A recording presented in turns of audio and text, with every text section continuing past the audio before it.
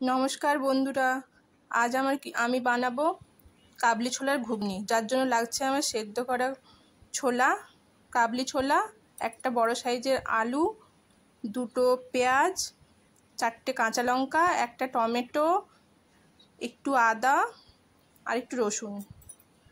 এগুলো আমি একসাথে বেটে নেব। কড়াইতে তেল দিয়েছি, সরষের তেল। আলুগুলো ভেজে নেব লাল করে।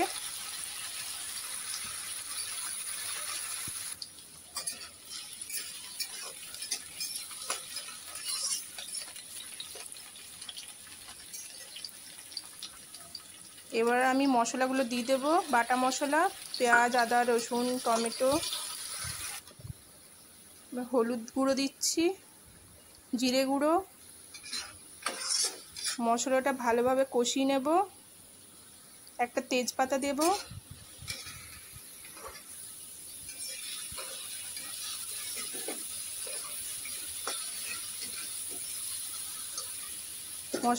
মশলা কষানো হয়ে গেছে। এবার আমি সেদ্ধ ছোলাগুলো ওর মধ্যে দিয়ে দেবো, আর একটু ভালো করে কষিয়ে নেব। স্বাদ মতো লবণ দেব, সামান্য একটু চিনি,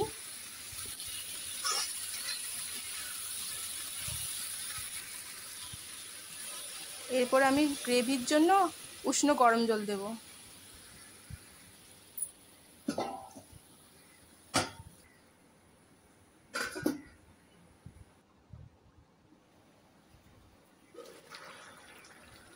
দেখুন বন্ধুরা, তৈরি হয়ে গেছে আমার কাবলি ছোলার ঘুগনি কিংবা চানা মশলা। একটু গরম মশলা দিয়ে দেব।